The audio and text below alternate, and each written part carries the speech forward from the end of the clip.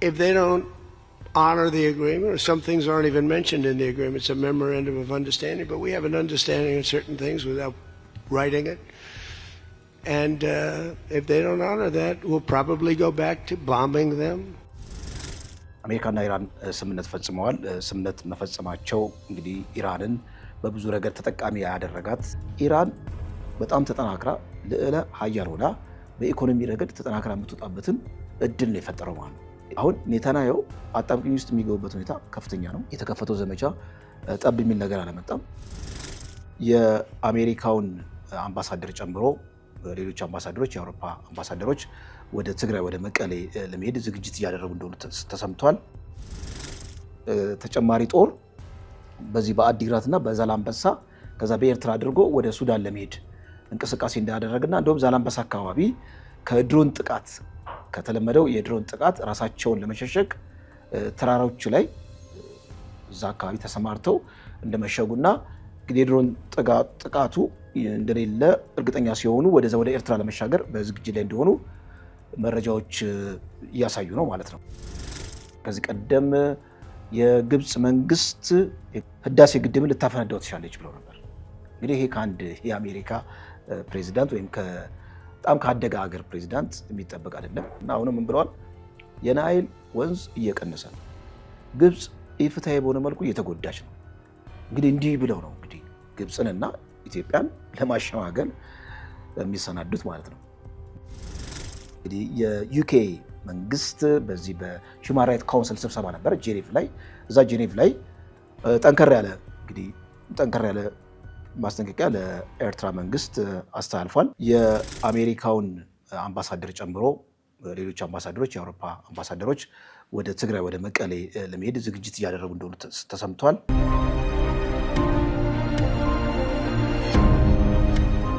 ለመላው ቤተሰብ ደረጃውን የጠበቀ የመኖሪያ መንደር እንዲሁም ነግዶ ለማትረፍ አሊያም ለማከራየት ታስበው እየፈለጉ ነው?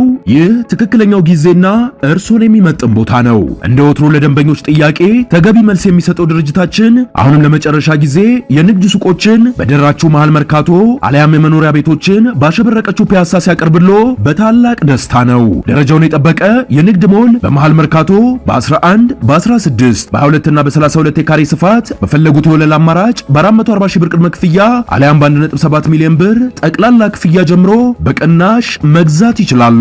የምንሸጥላችሁ ሱቅ ደረጃቸውን የጠበቁ የጋራ መገልገያዎችን ያሟላ ሲሆን ሞሉም በኔት ኤሪያ ብቻ በመረጡት ወለል ላይ በመሆኑ ልዩ ያደርገዋል። የእርሶ ፍላጎት የመኖሪያ ቤት ከሆነም ውስን ቤቶች በቀሩን በታሪካዊቷ መሃል ፒያሳ ከባለ 1 እስከ ባለ 3 መኝታ በፈለጉት የወለል አማራጭ ማግኘት ይችላሉ። ልብ ይበሉ፣ ይሄ የማይደገም እድል ለሚቀድሙ 20 ደንበኞች ብቻ ስለሆነ ፈጥኖ በድርጅቱ ስልክ በ09 333 777 ላይ ፈጥነው ይደውሉ።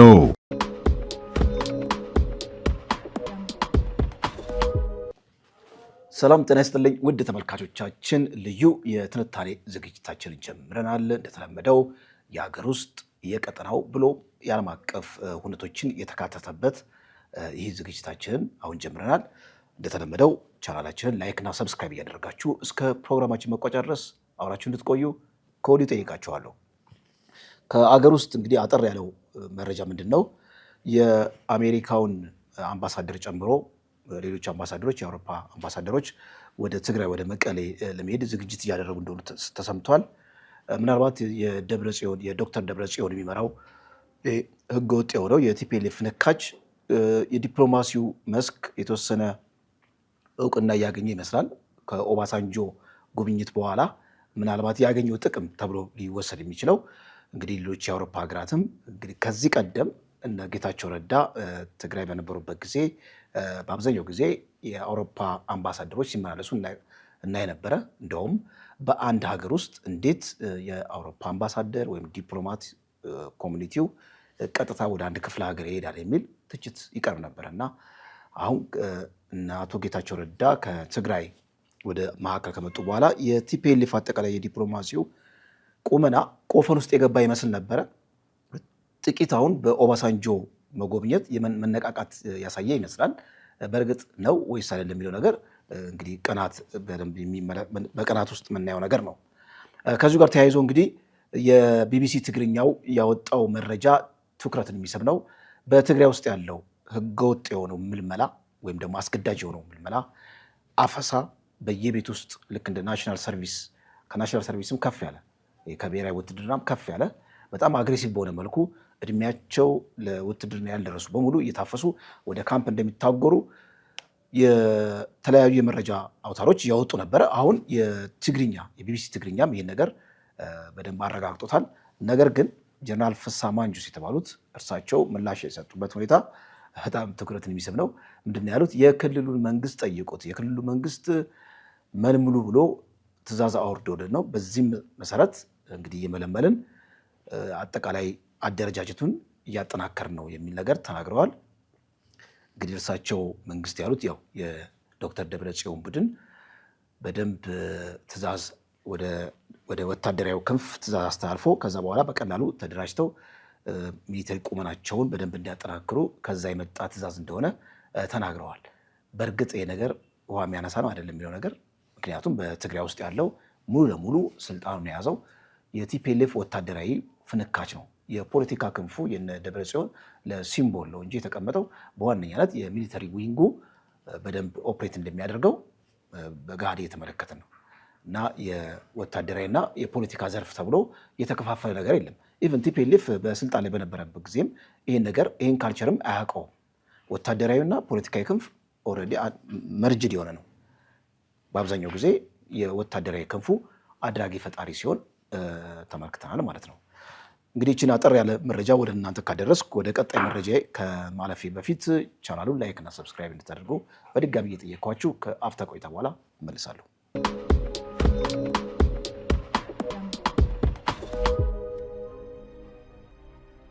ቀጣዩ መረጃ ወደ ጎረቤታችን ሱዳን ነው የሚወስደን። በእርግጥ የሱዳንም ጉዳይ ከኛ ጋርም ስለሚቆራኝ ነው፣ በጣም ይቆራኛል። በተለይ ብሉ ናይል አካባቢ ያለው ወታደራዊ ግጭት እዛ አካባቢ ያለው ወታደራዊ ግጭት ቀጥታ ከኢትዮጵያ እዚህ ቤንሻንጉል አካባቢና ያው የህዳሴ ግድብን የሚመለከት ስለሆነ ትኩረትን ይስባል ከኢትዮጵያ አንጻር ማለት ነው። እና አዲስ መረጃ ወጥቷል። መረጃ የወጣው ምንድን ነው? በዚህ የአልቡርሃን ጦር ኩምሩክ የተባለው እጅግ በጣም ቁልፍ እዛ አካባቢ ያለውን እንቅስቃሴ ኮንትሮል ለማድረግ በጣም ቁልፍ የሆነችውን ከተማ ኩምሩክን አርኤስኤፍ ፈጥኖ ደራሹ እንደያዘው ይታወቃል። እንግዲህ አልቡርሃን ለሳምንታት በዘለቀ የድሮን ጥቃት ቢያደርሱም ምንም አይነት እንግዲህ ፈቀቅ ሊል አልቻለም። በምትኩ እንደውም የአልቡርሃን ሰራዊት በጣም እየተመናመነ ነው፣ ኃይሉ እየተመናመነ ነው የሚል ነገር ነው። አሁን አዲስ የወጣው መረጃው ምንድን ነው? እዛ ኩምሩክ አካባቢ ከፍተኛ ቤዝ ከኩምሩክ አቅራቢያ የነበረው የአልቡርሃን ሰራዊት በዚህ በአርኤስኤፍ እንደተከበበና ለመደምሰስ ጫፍ ላይ እንደደረሰ ነው። እና እንደ ሶሉሽን እንደ መፍትሄ የወሰዱት ምንድን ነው? ከትግራይ ተጨማሪ ኃይል እንግዲህ የአርሚ ሰባ የተባለው ጭዳ እየሆነ ነው። በጣም በርካታ አውደ ውጊያዎች ላይ ከአልቡርሃን ጎን ሆነው መስዋዕትነት እየከፈለ ነው። በጣም ያሳዝናል። እንግዲህ የትግራይ ህዝብ በጎረቤት ሀገራት ተካሂዶ ራሱ መስዋዕትነት ከንቱ መስዋዕትነት የመክፈሉ ሁኔታ ቲፒኤልኤፍ የተባለው እኩይ የሆነው ድርጅት እንግዲህ ምን ያህል ከትግራይ ጋር የተጣበቀ እንደሆነ ማሳያ ሊሆን ይችላል።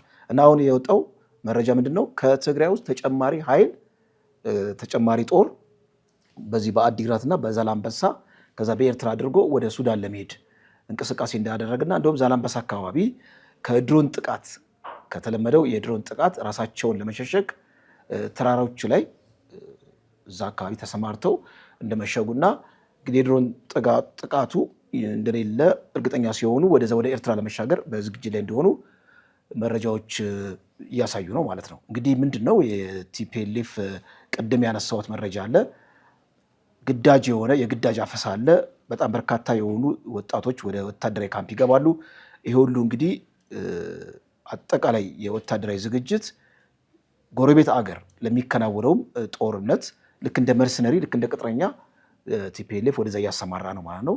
ከዚህ ቀደም የወጣው መረጃ የአልቡርሃን ሰራዊት አልቡርሃን መንግስት በነፍስ ወከፍ በዶላር ለወታደሮቹ ለቅጥረኞቹ ይከፍላል የሚለው መረጃ ወጥቶ ነበረ።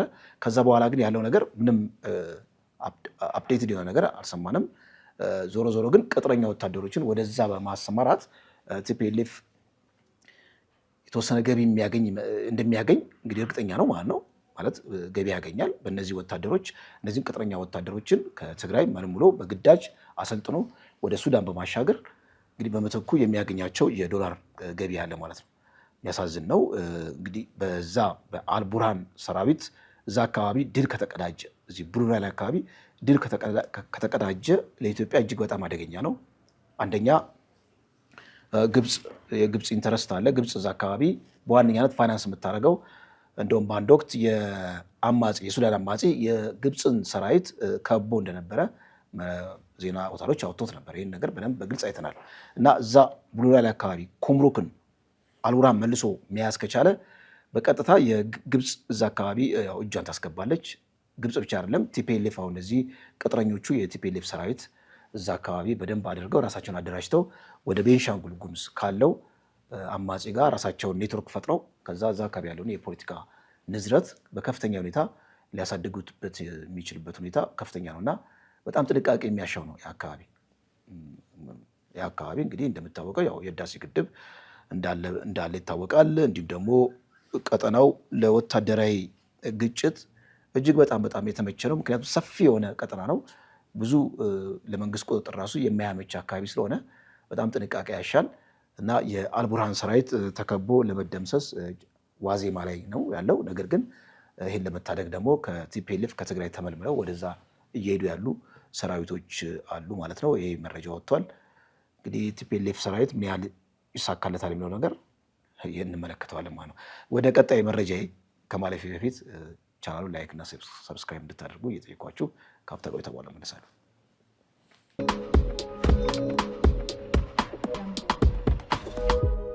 ቀጣይ መረጃ እንግዲህ የግብፁ ፕሬዚዳንት አልሲሲ ከትራምፕ ጋር በዚህ በናይል ጉዳይ የተለዋወጡበት ሀሳብ አጠቃላይ የመረጃ አውታሮችን ሄድላይን ሆኖ ተመልክተናል።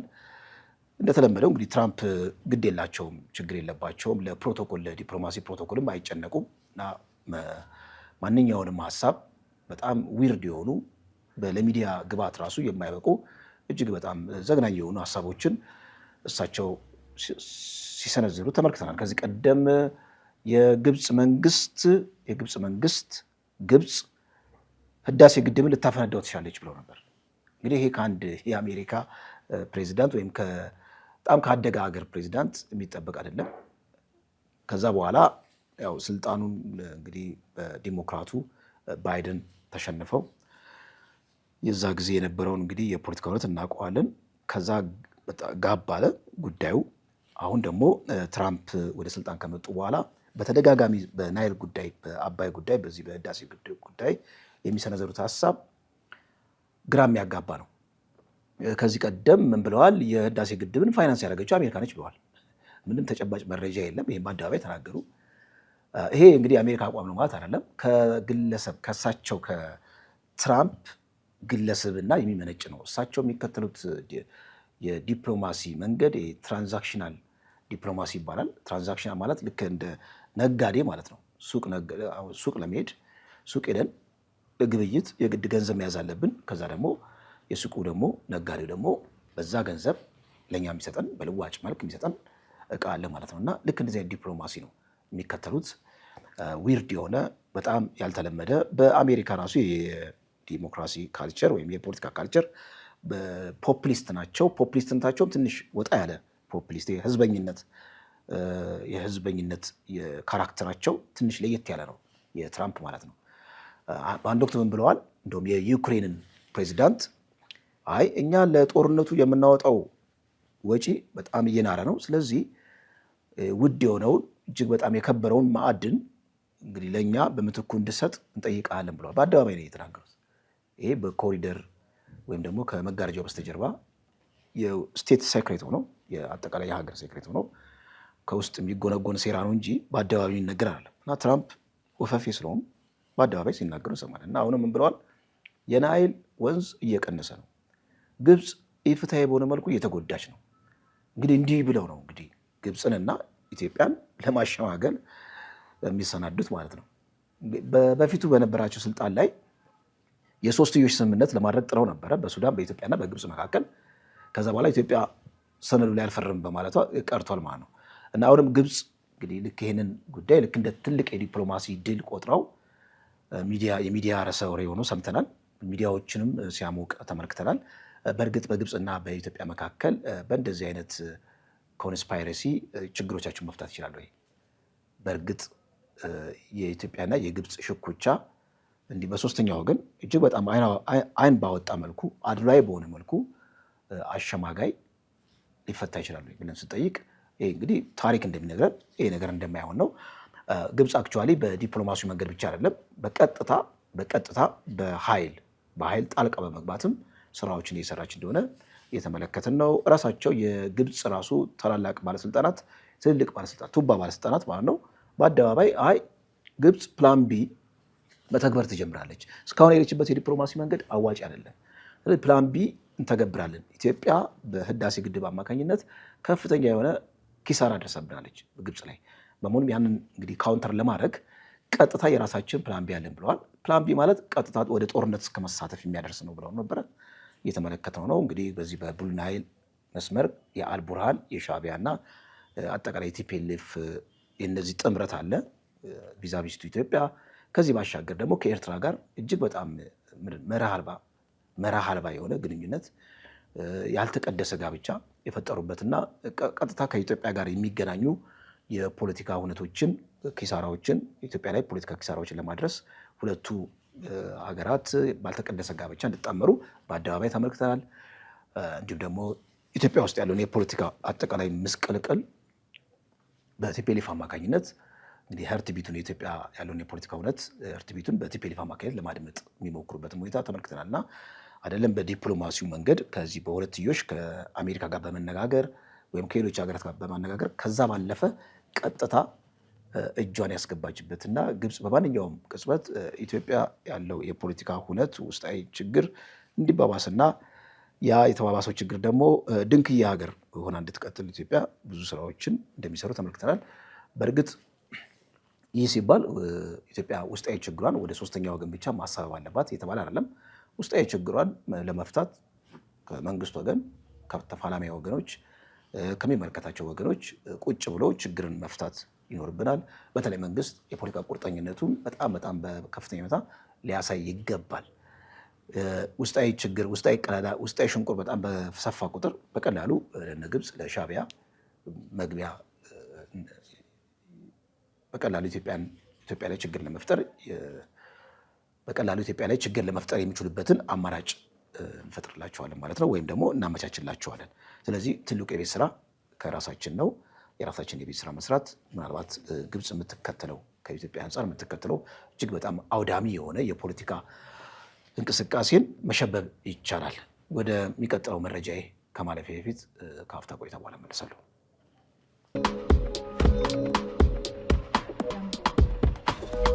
ቀጣዩ መረጃችን ወደ አሜሪካና ኢራን እንግዲህ የተስማሙበት ስምምነት ነው የሚወስደን። አሜሪካና ኢራን ስምምነት ፈጽመዋል። ስምምነት መፈጸማቸው እንግዲህ ኢራንን በብዙ ረገድ ተጠቃሚ ያደረጋት ነው ይላሉ ገለልተኛ ወገኖች። በቢሊዮን የሚቆጠር ለመልሶ ግንባታ እንግዲህ መዋዕለ ንዋይ ይፈስላታል። ከዚህ ባሻገር የተያዘባት ብር አለ፣ በቢሊዮን የሚቆጠር የተያዘባት፣ እሱም ይለቀቅላታል። ሆርሙዝም ያው የሚከፈትበት ሁኔታ አለ። የተብላላውን ኡራኒየም አሳልፋ የምትሰጥበት ሁኔታ አለ። ነገር ግን ይሄ ስምምነትን ተከትሎ የተለያዩ አናሊስቶች ከእስራኤል አንጻር የእስራኤል እጣ ፈንታ በእጅጉ ሊጎዳ እንደሚችል በተለይ ግሬተር ኢዝራኤል ፖሊሲ የተባለው ታላቋን እስራኤል በዚህ በመካከለኛው ምስራቅ እንፈጥራለን የሚለው እጅግ በጣም አደገኛውና አውዳሚው የሆነው ፖሊሲ ቅርቃር ውስጥ ሊገባ ይችላል በዚህ ምክንያት የሚል ነገር ነው እየወጣ ያለው። እንግዲህ አሜሪካ እንደሚታወቀው ለኢራን እጅ እንደሰጠች ነው የሚቆጠረው። ምክንያቱም ባለፉት 25 ዓመታት እንደ ኢራን ያስቸገራት እንደ ኢራን የተገዳደራት መንግስት ሀገር የለም። አፍጋኒስታን፣ ኢራቅ፣ ሶሪያ፣ ሊቢያ እነዚህ ሁሉ ሀገራትን በቀላሉ እንግዲህ የምትፈልገውን በኃይል እርምጃ የምትፈልገውን ማስፈጸም ትችላለች። ነገር ግን ኢራን ስንመለከት ኢራን ከዛ በጣም ሰፋ ያለ እጅግ በጣም ጠንካራ ተገዳዳሪ ኃይል ሆና መጥታለች ማለት ነው። አሁን ትራምፕ ዩተርን ያደረጉት ድንገት ነው የታጠፉት። ከእስራኤል ጋር የነበራቸውን ግንኙነት በእጅጉ ሊያሻክር የሚችል እስራኤል በስምምነቱ በመፈረቡ በጣም ተቆጥታለች። ምክንያቱም እስራኤል የያዘችው ፖሊሲ አለ፣ የያዘችው እንቅስቃሴ አለ። ከዛ እንቅስቃሴ አንጻር ያን እንቅስቃሴ አደጋ ውስጥ ሊከት የሚችል ነገር ነው። የትራምፕ መንግስት እንግዲህ የሚቀጥለውን ሚድተርም ምርጫ ይጠብቀዋል። ያ ምርጫ ደግሞ በህዝብ ዘንድ ተቀባይነትን ያሳጣው ይሄ ጦርነት ነው። ጦርነቱ ብዙ ኪሳራ አድርሷል፣ ብዙ ክራይስ አድርሷል እና ይሄ ሚድተርም ምርጫ በመጣ ጊዜ የትራምፕ መንግስት ጦርነቱ ከቀጠለ ኢንፍሌሽኑ አሜሪካ ውስጥ ያለውን ኢንፍሌሽን የዋጋ ግሽበትን በጣም እያሳደገው ነበረ። በዛ ምክንያት ብዙ ጉምጉምታዎች ነበሩ እና የትራምፕ መንግስት ለራሱ ህልውና ሲል ቀጥታ ፊርማውን ሊያኖር ይችላል። አሁን ምንድነው እንግዲህ ሴናሪዎቹ ምንድነው ነው? አሁን ትራምፕ ከተገደውም ይሁን በጣም በተለያዩ ኮንዲሽን እርሳቸው በአደባባይ የሚፎክሩት ያው ኢራንን አስገድደን አስፈረምን፣ ዩራኒየምን በተመለከተ ካሁን በኋላ ስጋት አይኖርም የሚል ነገር እየተናገሩ ነው። እንደውም በአደባባይ የተናገሩት አሜሪካ ከሌለች እስራኤል የለችም ብለዋል። እስራኤል ሰርቫይቭ ያደረገችው በአሜሪካ ነው ብለዋል። ያው እርሳቸው ሲናገሩ ችግር የለባቸውም፣ ዲፕሎማቲክ በሆነ ጉዳይ ቋንቋ አያወሩም ማለት ነው። ምንም ችግር የለባቸው። ቅድም ከናይልን አስመልክተው የተናገሩበት ሁኔታ እንዳነሳሁት ማለት ነው። በመሆኑ ብዙ ሴናሪዎች አሉ። ምን አይነት ሴናሪዎች ሊፈጠሩ የሚችሉት ነው? አሁን አሜሪካና ኢራን በዚህ መልኩ ተፈራርመው ቀጥታ ማለት ነው እንግዲህ ሆርሙዝ የሚከፈት ከሆነ አሁን እስራኤል የራሷን ሰርቫይቫል ከግምት ጥፋ ብቻዋን ጦርነት ልከፍት ትችላለች የሚል ነገር ነው አንደኛው መላምት።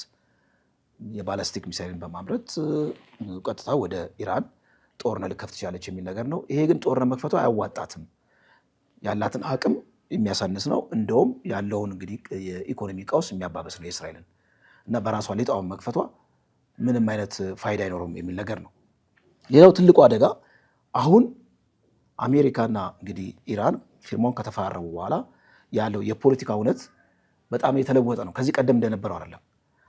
እስራኤል ቀጥታ ጦርነት በምትከፍትበት ጊዜ ኢራን ላይ ኢራን ያላት ሪጂናል እነዚህ ነንስቴት አክተር የተባሉት ነንስቴት አክተር የሆኑ ሪጂናል አሊያንስ የሚባሉ አሉ።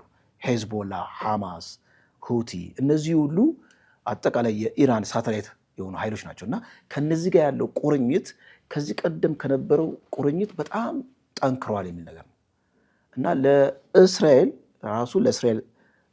ሰርቫይቫል በጣም አደጋ ሊፈጥር ይችላል የሚል ነገር ነው እና እስራኤል ያሰበችው የግሬተር እስራኤል ፖሊሲ ወደ ሲሪያ ተስፋፍታለች። ደቡብ ሊባኖስን በጣም በርካታ አካባቢ ይዛለች እንደተፈለገው። ሐማስን ደግሞ ትጥቅ የማስፈታትም ስራ ዘመቻ ከፍታለች እና እነዚህ ሁሉ ዘመቻዋ አደጋ ውስጥ ነው የሚገቡት። ሊባኖስ ውስጥ ያለውን ጦሯን እንድታወጣ ትገደዳለች። ሶሪያ ውስጥ ያለውን ጦሯን እንድታወጣ ትገደዳለች። ከዚህ ባሻገር ከሐማስ ጋር ያለው ራሱ ፍልሚያ በጣም ከፍተኛ ይሆናል። ሐማስ ኦክሲጅን ስቦ በቀላሉ እስራኤልን ሊገዳደር የሚችልበትን አቅም ከኢራን ይበረከትለታል ማለት ነው። ምክንያቱም ኢራን አሁን በዚህ በፊርማው ምክንያት በዚህ በሰነዱ መፈራረም ምክንያት በርካታ ገንዘብ ይለቀቅላታል፣ ከፍተኛ የሆነ ገንዘብ ይለቀቅላታል። በኢኮኖሚ ረገድ ታድሳ ነው እንደው የምትወጣው፣ ጠንክራ ነው የምትወጣው።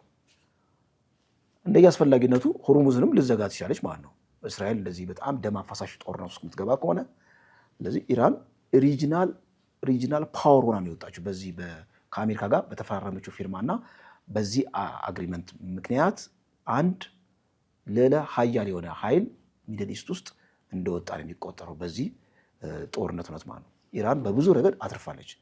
ኦኬ የተብላለው ዩራኒየምን እንግዲህ ታስረክባለች የሚለው ነገር ነው። ነገር ግን ውስጥ ለውስጥ በድብቅ ከእንደገና ይሄንን የዩራኒየም የማብላላቱን ስራ ልሰራ የምችልበት ሁኔታ ዝግ አይደለም ማለት ነው እና ያ እንግዲህ ያላት እንግዲህ በጣም ብዙ አንደርግራውንድ የሆኑ ምሽጎች አሏት።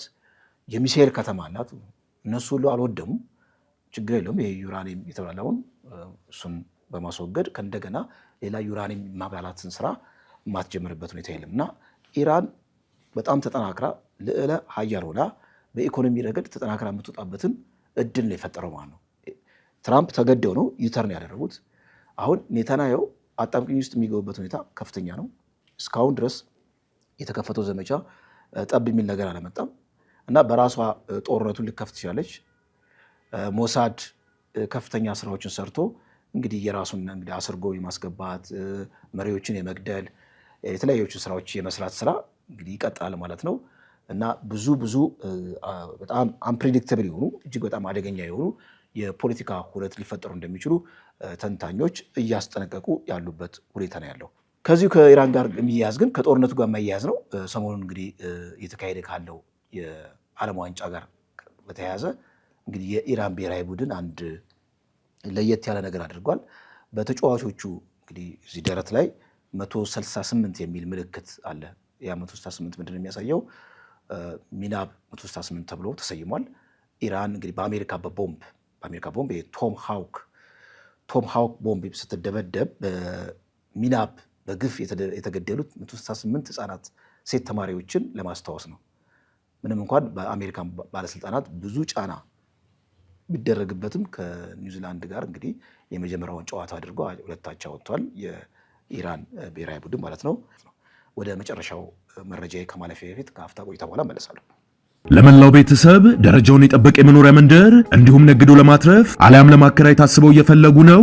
ይህ ትክክለኛው ጊዜና እርሶን የሚመጥን ቦታ ነው። እንደ ወትሮ ለደንበኞች ጥያቄ ተገቢ መልስ የሚሰጠው ድርጅታችን አሁንም ለመጨረሻ ጊዜ የንግድ ሱቆችን በደራችሁ መሃል መርካቶ አሊያም የመኖሪያ ቤቶችን ባሸበረቀችው ፒያሳ ሲያቀርብሎ በታላቅ ደስታ ነው። ደረጃውን የጠበቀ የንግድ ሞል በመሃል መርካቶ በ11 በ16 በ22 እና በ32 የካሬ ስፋት በፈለጉት የወለል አማራጭ በ440 ሺህ ብር ቅድመ ክፍያ አሊያም በ1.7 ሚሊዮን ብር ጠቅላላ ክፍያ ጀምሮ በቅናሽ መግዛት ይችላሉ። የምንሸጥላችሁ ሱቅ ደረጃቸውን የጠበቁ የጋራ መገልገያዎችን ያሟላ ሲሆን ሞሉም በኔት ኤሪያ ብቻ በመረጡት ወለል ላይ በመሆኑ ልዩ ያደርገዋል። የእርሶ ፍላጎት የመኖሪያ ቤት ከሆነም ውስን ቤቶች በቀሩን በታሪካዊቷ መሃል ፒያሳ ከባለ 1 እስከ ባለ 3 መኝታ በፈለጉት የወለል አማራጭ ማግኘት ይችላሉ። ልብ ይበሉ፣ ይህ የማይደገም ዕድል ለሚቀድሙ 20 ደንበኞች ብቻ ስለሆነ ፈጥኖ በድርጅቱ ስልክ በ09 333 ላይ ፈጥነው ይደውሉ። የመጨረሻው አጠር ያለው መረጃ ምንድነው? የኤርትራን ይመለከታል። እንግዲህ የዩኬ መንግስት በዚህ በሂውማን ራይት ካውንስል ስብሰባ ነበር ጄኔቭ ላይ። እዛ ጄኔቭ ላይ ጠንከር ያለ ማስጠንቀቂያ ለኤርትራ መንግስት አስተላልፏል። የኤርትራ መንግስት እስካሁን ድረስ ምንም አይነት ለዚህ የሂውማን ራይት ሁኔታዎችን ለማስጠበቅ ምንም ዝግጁነት አላሳየም። ምንም እንኳን አንዳንድ የፖለቲካ ሰዎች የሃይማኖት ሰዎችን መፍታት ቢጀምርም ነገር ግን ስቲል በኤርትራ ያለው አጠቃላይ የሰብአዊ መብት ጉዳይ ከጊዜ ወደ ጊዜ እየተባባሰ ነው። ይሄ ናሽናል ሰርቪስ የሚባለው የብሔራዊ ውትድርና እሱን ለማምለጥ በርካታ ወጣቶች ከኤርትራ እየተሰደዱ ነው። ይሄን ደግሞ ስደት ለመሸከም የተገደደችው ዩኬ፣ እንግሊዝና ሌሎች የአውሮፓ ሀገራት ነው እና ጫናው እኛ ላይ ነው እያረፈ ያለው የሚል ነገር ነው። እንግዲህ የኤርትራ መንግስት እና የፕሮፓጋንዳ ካድሬዎቹ ኤርትራ በቧንቧ ወተት የሚቀርብላት እጅግ በጣም ገነት፣ ምድራዊ ገነት የሆነች ሀገር እንደሆነች ነው የሚስሉት። ነገር ግን እንግዲህ የዓለም አቀፍ ላይ ሀቅ ስንመለከት በርካታ ኤርትራውያን በዚህ በሊቢያ ባህር እየሄዱ የባህር ሲሳይ እንደሚሆኑ ይታወቃል። ኤርትራ ብቻ አይደለም አክቹዋሊ ያው ኢትዮጵያንም ጨምሮ እዚህ ምስራቅ አፍሪካ ያሉ ድሃ ሀገራት እንግዲህ በስደት ወደዛ እንደሚሄዱ ይታወቃል። እና የኤርትራ ደግሞ በጣም የከፋ ነው። ከኢትዮጵያም ከሌሎችም ሀገራት በጣም የከፋ ነው። በሀገሩ ላይ ምንም አይነት ወጣት የለም እና ይሄ እንግዲህ ስደት በቀጥታ እኛን ሰለባ እያደረገ ነው ብለዋል እንግሊዞች። ይህንም እዚህ ሂውማን ራይት ካውንስል ስብሰባ ላይም አቅርበዋል። የኤርትራ መንግስት ምንም ዝግጁነት እያሳየ አይደለም፣ ጭራሽ ቀልድ ነው የያዘው የሚል ነገር ነው። እንግዲህ አጠር ያለች ይሄ ኤርትራን በተመለከተ የያዝኩት መረጃ ይሄን ይመስላል። የዛሬውን ዝግጅታችን በዚሁ ቋጭተናል። በሚቀጥለው ዝግጅት እስከምንገናኝ ድረስ ቸር ቆዩ።